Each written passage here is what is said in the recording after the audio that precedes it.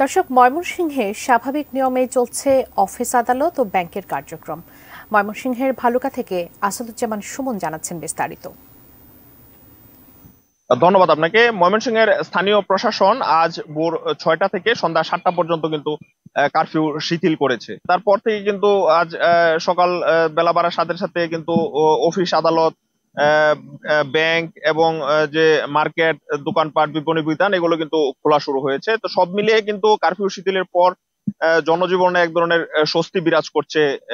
আমরা দেখতে পেরেছি আজ ব্যাংকের যে লেনদেন স্বাভাবিক পর্যায়ে রয়েছে। আমাদের ব্যাংকের কর্মকর্তাদের সাথে কথা হয়েছে, তারা আমাদেরকে জানিয়েছেন যে আজ সকাল 10টা থেকে এই বিকাল 3টা পর্যন্ত লেনদেন কার্যক্রম চলবে। তারপর যে ব্যাংকের অন্যান্য কার্যক্রম আছে সেগুলো চলবে। আমি যদি একটু কোটা সংস্কার আন্দোলনের সহিংসতার বিষয়ে একটু বলতে চাই, তাহলে ময়মনসিংহে কিন্তু এই কোটা সংস্কার আন্দোলনের করতে গিয়ে 5 জন নিহত হয়েছে এবং দুর্বৃত্তরা কিন্তু বেশ কিছু সরকারি রাষ্ট্রীয় স্থাপনাতে হামলা ভাঙচুর চালিয়েছে।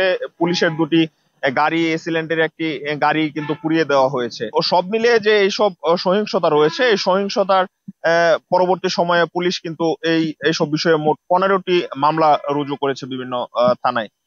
তো সব মিলিয়ে কিন্তু এখন বর্তমান সময়ে কারফিউ এর পর জনজীবনে এক ধরনের স্বস্তি এবং স্বাভাবিক চাঞ্চল্যতা ফিরে এসেছে। বিশেষ করে শিল্প প্রতিষ্ঠানে কিন্তু কর্মচাঞ্চল্যতা ফিরে এসেছে। শ্রমিকদের পদচারণায় কিন্তু এই যে ময়মনসিংহের শিল্পাঞ্চলগুলো সেগুলো কিন্তু আবার মুখর হয়ে উঠেছে।